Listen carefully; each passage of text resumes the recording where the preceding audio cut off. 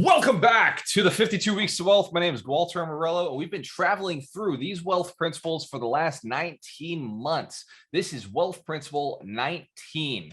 Become a world-class expert in your business. Now, many people will think that they are a world-class expert. In fact, hands to the camera if you believe you are one of the best in your area. Hands to the camera if you think you're pretty good. Awesome. Excellent. Now, the reason we do the 52 Weeks of Wealth is so that we can double our income and double our net worth. Hands to the camera if you have committed to doubling your income and doubling your net worth this year within 52 weeks, 1 year. Awesome. Excellent. Give yourselves a round of applause. You're in the right room. Now, for anybody who's listening, I want to verify that you are also in the right room. You're not in with the Zoom with us right now, but you might be on Facebook or YouTube. Let me ask you this. Would you like to make more money and do less work? If you'd like to make more money and do less work, if that's true for you, then you are also in the right room. Now, the wealth principles were designed because at some point I read over 400 books. I moved to Las Vegas. I was financially free by 30, a millionaire by 32, and a multimillionaire by 34. And somewhere along the way, I said, there's got to be a way to simplify this process, to double your income, double your net worth in a year. How do you do it? And it was over 100 principles that I dialed in, but I eventually chopped them down to be something usable, something where you could, in 52 weeks, within a year, one principle at a time, double your income, increase your net worth, double your net worth, or create financial freedom. Hands to the camera if you know somebody who just wants to quit their job. That's their only goal in life right now. They don't even care about being a millionaire. They don't care about increasing their income. They just don't want to go back to the same job. So the 52 wealth principles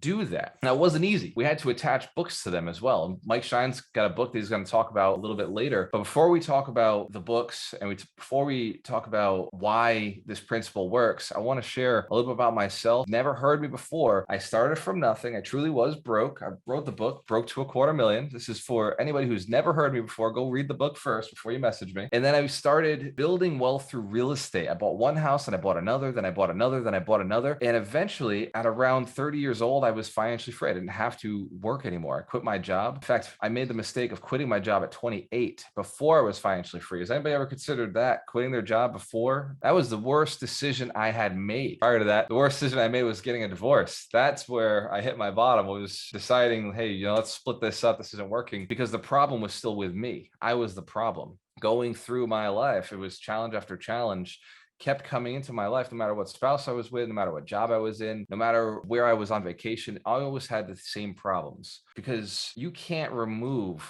yourself from the situation. If you're finding things are happening to you that you don't want, the chances are you're the common denominator. It might be you. Hands camera if you can relate to that. If you've ever been the problem in your life.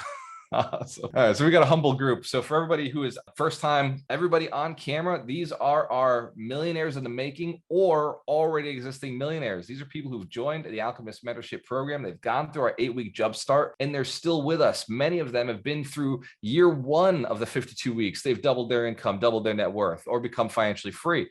Many have been through year 2 and many have been through year 3. Hands to camera if you're already in year 3 and you're blown away with how far you've come. Awesome. Love seeing your success, because your success is the success of others. We are on a mission to build 100 millionaires who are inspired to build 100 millionaires. So it's not just about your financial freedom. It's about the financial freedom you can bring to others just by showing them what you've done.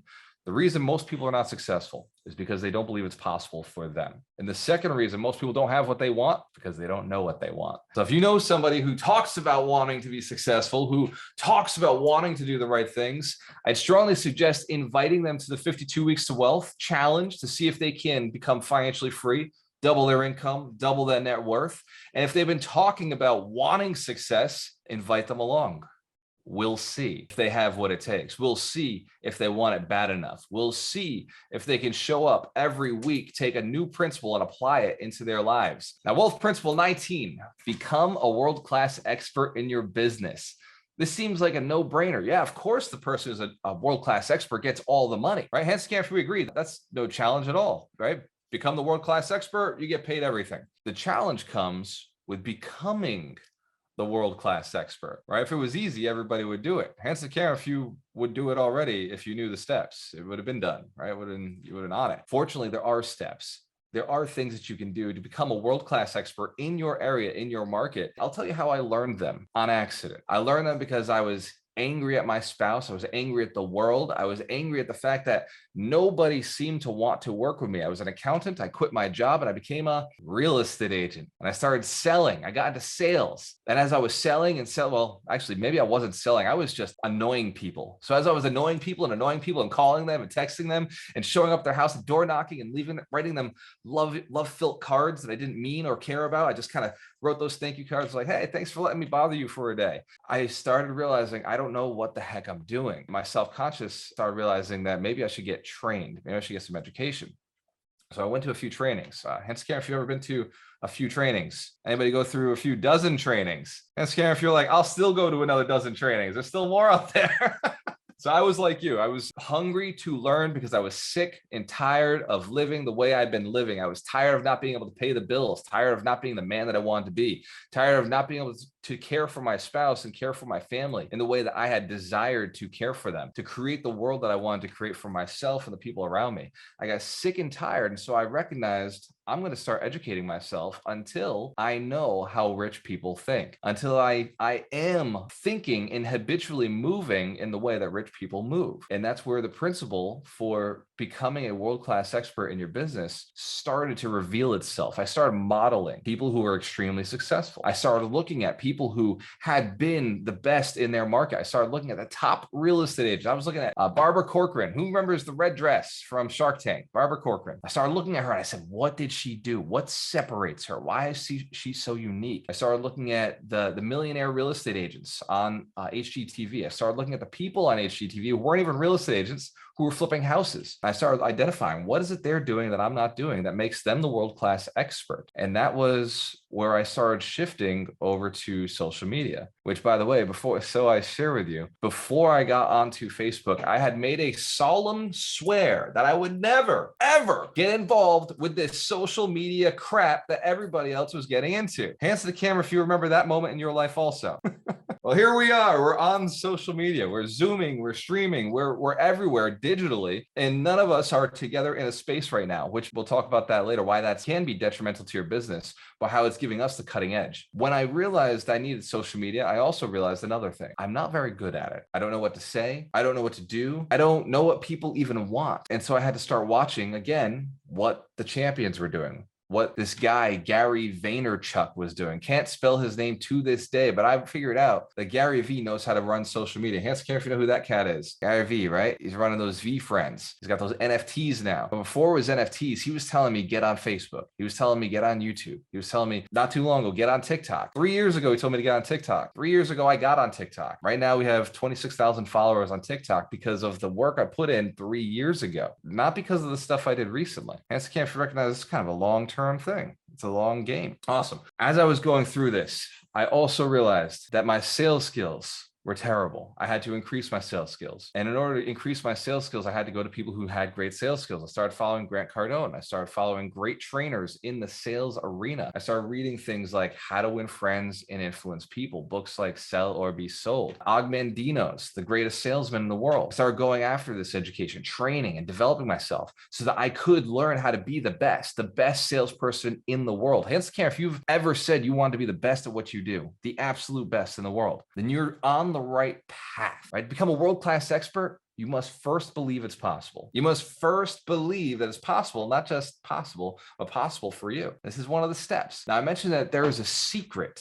to becoming a world-class expert, a shortcut. I mentioned it on Facebook earlier in a post last night. Hands if you'd like to know the shortcut. Who's read the One Thing, the book? Yes. So this is the one thing such that by doing it, everything else is easier or unnecessary. You want to become a world-class expert in your arena, there's one thing to do. There's only one task, one way to get there. And it involves doing something that only 1 out of 1,000 people have ever done across the entire world, across the millions of years or the 10,000 years we've been documenting human history. Only 1 out of 10,000 people have ever done this one thing, and that's write a book. The day you write a book, the day you post to all of your friends on social media that you are a published author, you have outranked them in their market. Real estate agents, real estate investors, business owners, entrepreneurs. The day your book hits Amazon or hits the market, is the day you just got the diploma for becoming an authority in your marketplace. And if you know, diplomas don't work anymore. College has totally failed most people. The only people still winning in college are doctors and attorneys. There's a couple of classes that still work for making you rich. Engineers still do well. Everybody else. So there's a Taco Bell was in the line, and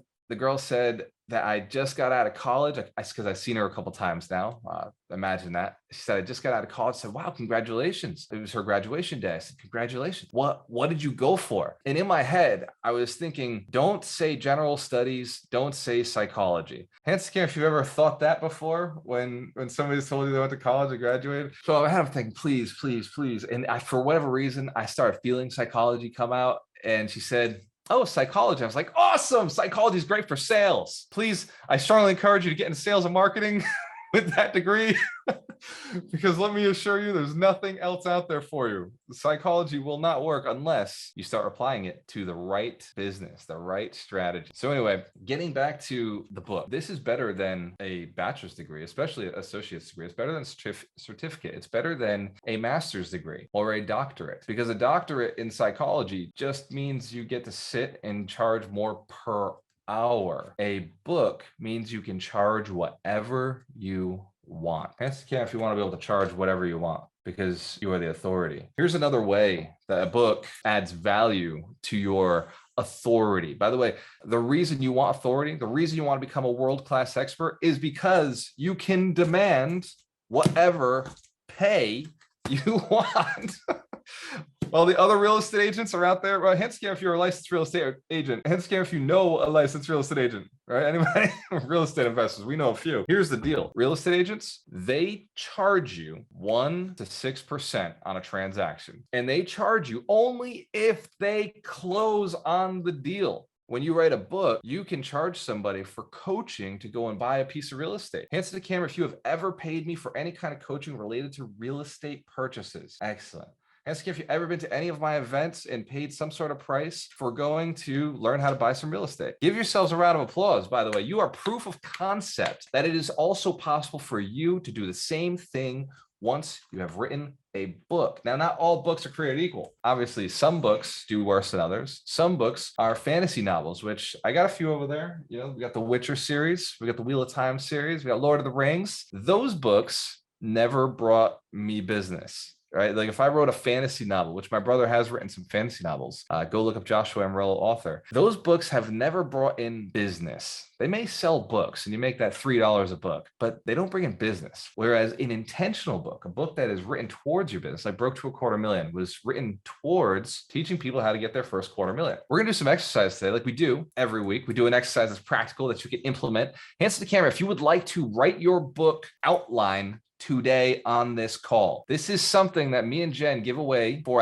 $1,000. We call it our construct meeting. It's a $1,000 product to sit down with us and write down the book, because here's what happens a lot of times. Somebody will sit down with us, do the construct meeting with us, and then afterwards go and write the book themselves. Supposedly they're gonna write it, and they start writing they do it in the wrong order. They start with chapter 1. They start writing chapter 1 and they start going in chapter 2. And they get to chapter 3. And by the time they get to chapter 4, they have no clue what the freaking book is about anymore. And they can't seem to get it back on track, because a book gets a mind of its own. Who's ever watched a movie and then listened to the director afterwards and just say the characters kind of got a mind of their own? They just went in these totally different directions and I had to bring them back on track. Has anybody seen that or heard that in a movie? Absolutely. Well, the same thing happens with a book. The characters come alive. They start to take life. The principles start to take life. If you're sharing how you run a business, your ego starts coming out and starts telling them about you and what worked for you and you. By the way, the reason somebody reads a book is not for you. It's for them. Right? The most important person in their life is them. If you want to really bring some value to somebody, you got to talk about them, talk about things that are valuable to them and their lives. They only care about your story if it serves to teach them a lesson, not to make you look good. So in our books, we actually have to share the pain. We have to share the embarrassing moments,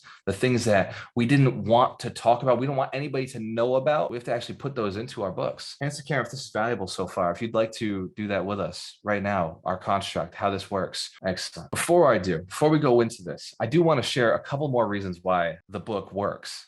Who's seen podcasts and thought, man, if I get on a podcast, I'd sell more of my product. Has anybody thought that? If I get on this specific podcast, I'd sell more? Absolutely. Who's seen radio segments where you thought, man, if I was that person on the radio right now, I would get more exposure? Anybody ever that crossed your mind? Awesome. Very smart group. Articles written in industry publications happen for authors. They snap out little texts from your book and they drop it into their articles because you've written a profound piece of literature on a subject. You are the authority. Speaking at industry events. Hands to the camera if you're still afraid to speak at industry events, still afraid to get in front of people and publicly and speak. Hands to the camera if you know that would be the highest leverage thing you could do on the planet to make a lot of money. Get in a room with 100 people, 200 people, 1,000 people, and just tell them about your business and how to get there. Yes. So speaking events, whether it's on podcasts or live in person, changes the game. At the 100 Millionaire Summit last year, we made almost $300,000 in 3 days because we had 100 people to talk to. Now, that would have taken me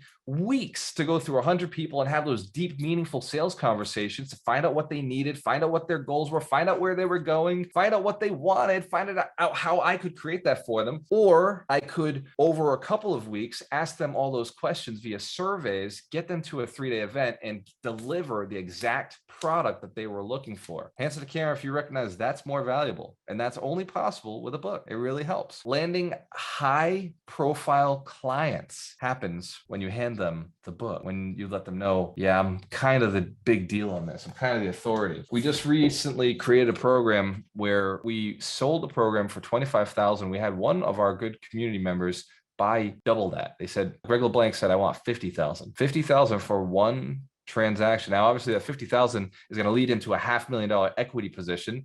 Melanie Santos said, she said after he did that, she's like, I'll go for the 50, but we already locked her into the 25. She bought a $25,000 program. We're going to bring her $250,000 in equity. Hence, camera, if you recognize the 10X value there, spend 25, make a $250,000, worth it all day. It's because I wrote the book, get the deal. I'm the authority on getting real estate deals. I know how to do it.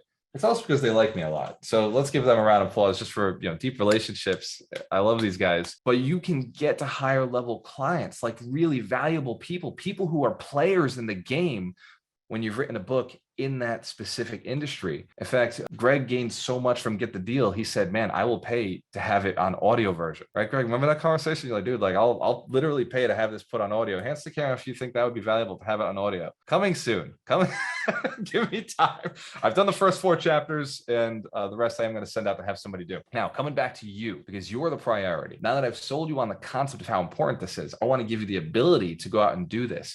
And by the way, if the construct meeting, if after the construct meeting you're saying, man, this is still a lot, who could do this for me? You already know the answer. Who Knows Jen's Pens is a ghostwriting service that makes you look like the authority. That takes your words, your knowledge, your skill, and puts it into the book. We do not put our name anywhere on your document. This is your publication. This is your authority. This is your becoming the best world-class expert in your business.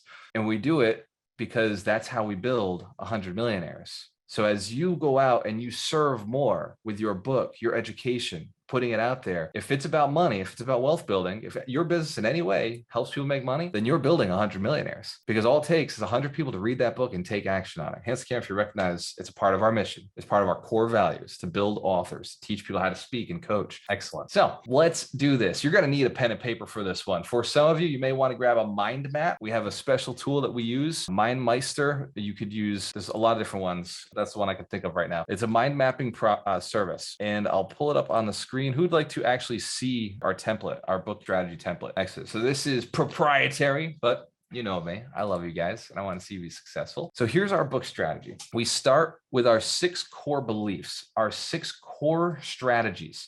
Now, the reason we do this, by the way, there is an intention behind everything that we do. If you start with the beginning, the book takes a mind of its own. But if you start with the principles that without any other thing in the book, the person would learn what you need them to learn, then that's the right place to start. You want to get your point across. You want to make this book so valuable that it's usable and shared and brought to other people. Even if you never made $1 off it, you want to be so valuable that people would share it with others. So we start with your core beliefs. So we're going to start with that right now. Let's start with first, First, what is the one thing you're the authority on? What is the one thing that you are the best in the world at, or you are the greatest at, or that you do for other people? What is a service you provide for other people? For real estate agents, maybe you help them find houses. Maybe you help them make the decision on a house.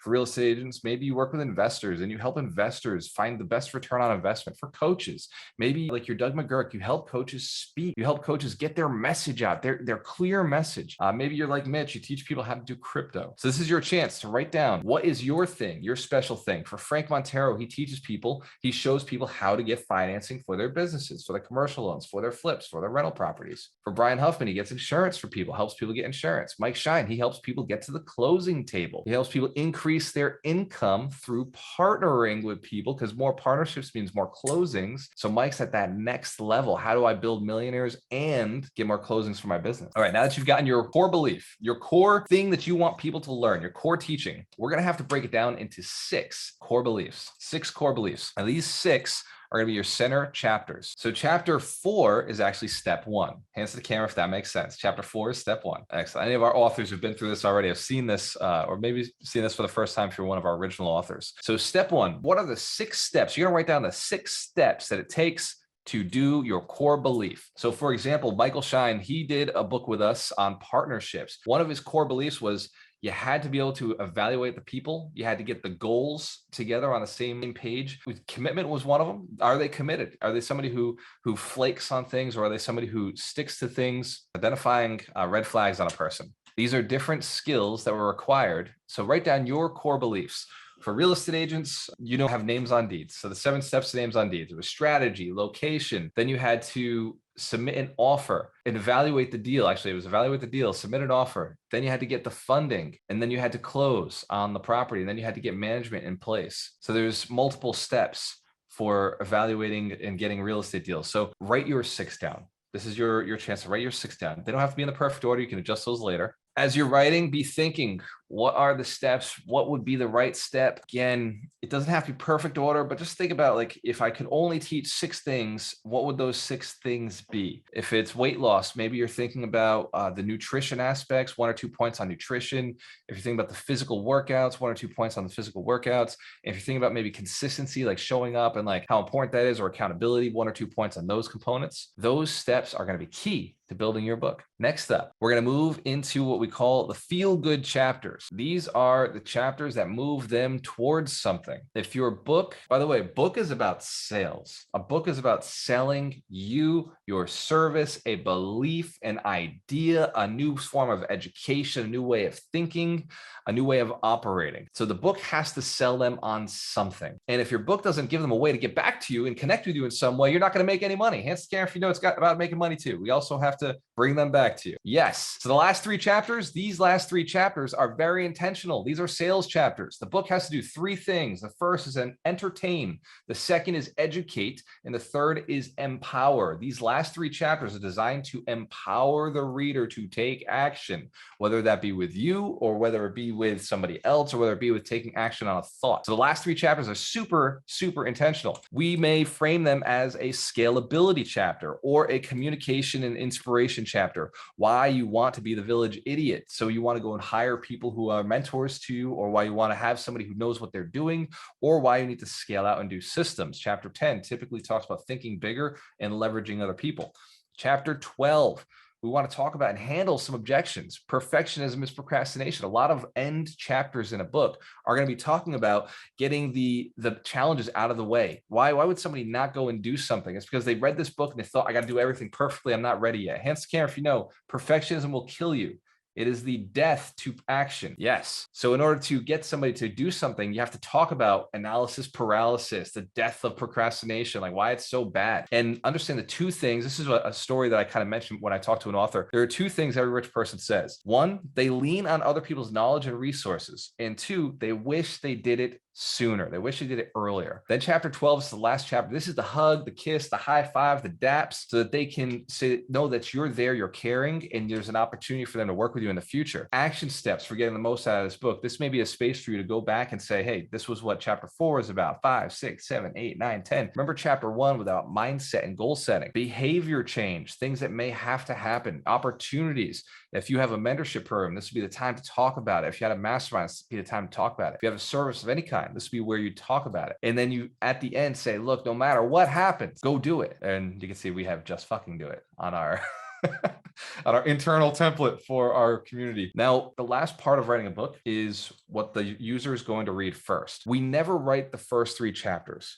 until the end of the book, because we don't know what the book's going to be about. The first 3 chapters have to entertain. They have to get them engaged. They have to get them wanting to read the rest. This, by the way, this forum works for blogs. This works for sales conversations. This works for everything in life. You have to know the end in mind. You have to know where you're looking to bring them. You have to know what steps they want to know. And then you have to start the conversation with why they want to learn those things. Hence the camera, if that makes sense. Excellent. So the first 3 chapters are the last chapters we write, but they are the pivotal chapters. People will decide within the first couple paragraphs whether they're going to read your book or not. People will decide within the first few pages whether they like you or not, whether they trust you or not, whether they're going to do business with you or not. And so it's very important that in your first few pages, you handle them with care. The first chapter has to involve a story, a compelling story that doesn't make you look like a superhero, that shows some vulnerability, some waves in your life, but it tells them who the author is and why you're the authority on the subject. And then immediately within the first chapter, within the first page or 2, you must tell them the WIFM. If you're a coach, a trainer, or a speaker, you know what the WIFM stands for. And if you're not, let me share with you. It means what's in it for me. What's in it for me? So every reader who's reading a book, who's ever read a book, has been thinking, why should I read this book? What's in it for me? How do I win? What is the gain I'm going to receive from reading this book? The next chapter, goals and clarity. You've got to go deep in goals and clarity, because if you don't, they won't read the rest. If you can't set a reason for them to read, they're not going to go through the rest of the book. So goals, especially for financial books or health books or relationship books. Hey, do you want a better relationship? This is a goal you're going to have to set for yourself. Maybe I want 2 kisses a day from my spouse. Maybe I want them to say something nice for me. Maybe I want them to take out the trash. Maybe I want them to be able to come home and like have flowers with them. Maybe I just want them to spend some time with me, quality time, and just talking. So you have to set that goal in chapter 2 for them to have some context on why they're going to read this book. Does that make sense? Within the first chapter, first page of chapter 2, I'm already talking about the 100 Millionaires process, right? Any one of my books, I'm talking about, I want you to make more money. I want you to be successful. I want you to have financial freedom, so that the person can come through and desire the same things, setting goals. We also talk about the importance of big goals in chapter 2. Chapter 3 is empowerment. You can do it. We want to tell some stories about how you didn't do it, how it didn't work out, and then suddenly it did. If you have testimonials of people you've worked for, this is the point to slam a few of those testimonials, share their beliefs, their limiting beliefs, why I didn't think I could do it because I was handicapped in this area. And then suddenly I had this mentor, took me by the hand, and took me to the next level. And if you can already catch why that would be valuable for somebody who's reading it. It's basically reviews. But the first 3 chapters, the person is amped up. By the first 3 chapters, the person is like, yes, I can't wait to read this book, because I know the next 6 chapters are going to be so valuable, so full of content. By the way, your chapters are readable on the first page of the book. Who's ever read the chapter review, the beginning, the first page with like the first 12 chapters, and looked at those titles and said, that's why I'm buying the book? Anyone ever do that? Yeah. So you and me are the same. We go and we look at those first 12 lines and we think, oh, I'm about to get the goodies. Pro tip, break out your chapters with sub chapters underneath. Get extra reasons for people to open the book. We all have subcategories within our chapters. We all have a little thing where we're like, well, this 6 principles was nice, but one of those principles has 8 principles in it. And I've really got to, kind of break those up into 2 paragraph, 2 paragraph, 2 paragraph. That's extra SEO on your front page. Search engine optimization, by the way, this is the search engine right here. These 2 eyeballs in this brain is looking at that first page saying, do I want anything on this list? Looking at the menu for their success. Hence, if you're catching this, your titles should share results. Don't share what's in the chapter. Share the result that the chapter will deliver to you. We're getting this? We having fun right now? We're writing our book? Hell yeah. Now, this book only becomes a reality when you decide to make it a reality. We believe in books because books have built our wealth of knowledge and our financial wealth and our relationship wealth. We have 52 books that we believe in. Hardcore, we share them every single week. Let's give Michael Shine a round of applause. Mike is the keeper of the books, the holistic attorney, and the closer. Jesus. He's been with us from the very beginning. He was a millionaire when he started, but he didn't recognize it until he was sitting in the room. And I just said, oh yeah, Mike's a millionaire. And he's like, what? What? Oh wait, I am. What? And from that day forward, Mike has been a big part of building millionaires. He's been a coach in our community. Let's give Michael Shine a big round of applause. Thank you. Mike, what is the book of the week? The book of the week is Outliers by Malcolm Gladwell. And it's a really interesting book because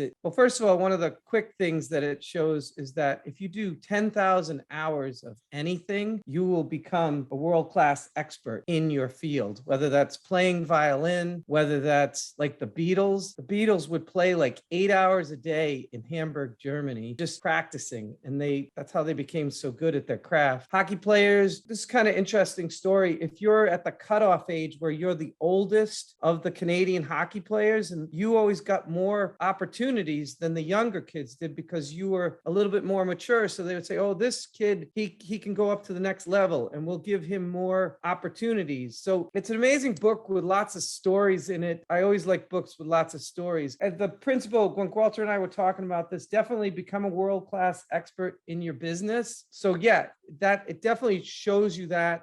But one of the things that I took away, this is just me personally, is that all different people get all different types of opportunities, whether that's me going to law school or, Walter kind of stepping up to real estate, or I was thinking of Jonathan Mello, suddenly he's doing property management. What I get out of this book, if you see an opportunity that is handed to you, take that opportunity, because what happens in Outliers is different people get different opportunities. They talk about this one guy, Jewish attorney, but there was all this anti-Semitism. So none of the big firms would hire him.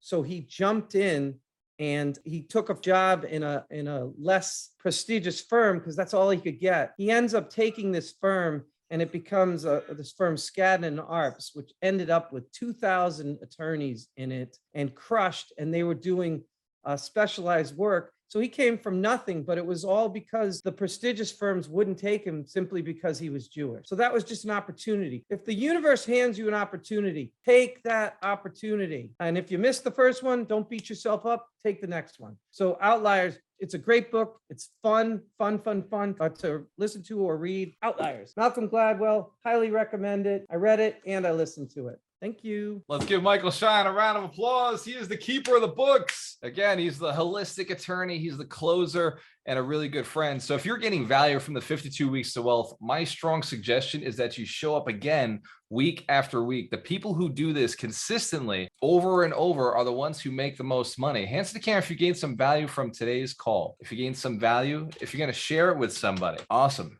Here's another way to level up your game. If you want to become seen as a professional, seen as an expert, start doing something on social media. If you're not a live video person, which by the way, live video goes out, it gets attention, then do a recorded video. Spend some time, edit it. If you're a perfectionist, do a reel. Reels are getting a ton of attention on TikTok, on Instagram, on YouTube. Do the YouTube shorts. One video that you do can become 4 or 5 pieces of content. I just found out our team is now posting on Pinterest because Pinterest has idea pins, which are basically short videos. And we're getting dozens of views out there that we never would have had otherwise. So especially if your product targets women, Pinterest is highly leveraged towards women. There's a lot of opportunities for you and your business just by sharing something you've learned with somebody else. Wealth Principle 20 is next week. Wealth Principle 20 is the 10X rule to your planning. Apply the 10X rule to your planning. Hands to the camera if you know the 10X rule, what it stands for. Excellent. So we're going to be applying it to your planning next week. Be here or be square. When you have a choice, always work with the best. Cheers to your success. I love you guys.